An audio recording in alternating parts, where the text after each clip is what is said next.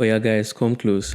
You see, any Emeka that has money is called Emmy, like Emmy China, Emmy Japan, Emmy Toronto, Emmy America. But anyone Emeka that does not have money is called Mekus. Mekus. Hey! Mama, yes, Mekus. I would like to officially welcome you to the Emmy Toronto Podcast, TT for short. I'm your host, Emeka, and I'm just... 75 years later. I'd like to officially welcome you to the Emmy Toronto Podcast, TT for short. My name is Emeka, and I'm going to be your host as we embark on this wonderful journey together. We're going to be talking about several topics, ranging from career to business, to finance, to investment, to anything basically that Emeka wants to talk about. Let me give you a taste of what's to come. I'm going to be talking about how to start things. So I've been reading a book recently by James Clear called Atomic Habits. And in the book, he spoke about an experiment that a professor conducted at a university. And basically, the lecturer split his class into two groups.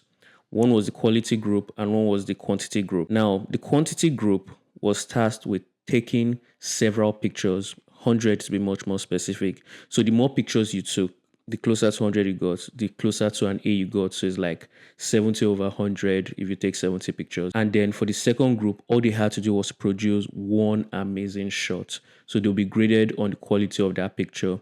And that's where their entire 100 marks came from. Now, what happened in that experiment was that the group that had to take several pictures came out with better shots at the end of the day. Whereas the group that had to take one single shot, most came out with mediocre pictures.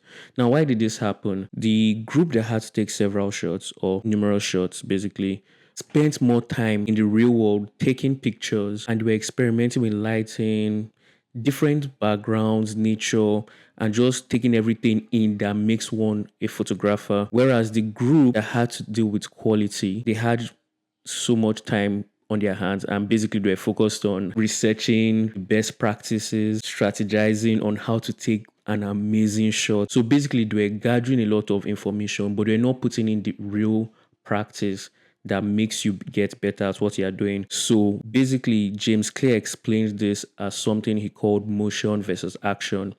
Now, motion is when you are doing things like strategizing. It's good, but it can easily lead you to believe that you are making progress. Motion does not bring out results. Action brings results. So, for instance, let's use this podcast as an example.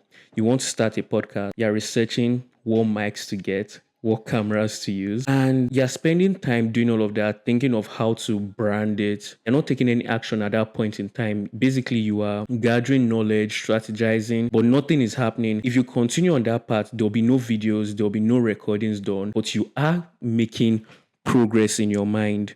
But action is sitting in front of the camera and taking the shot. Now, it's either you fall into one of two groups: over planning and not getting things done because you are procrastinating subconsciously, or you fall into the group that starts. Do your planning. Doesn't mean you should just jump head first into things, but you start, you learn as you go. You make mistakes, but because you started, the errors you are making are in the real world. And on each iteration, on each next step you take, you get better.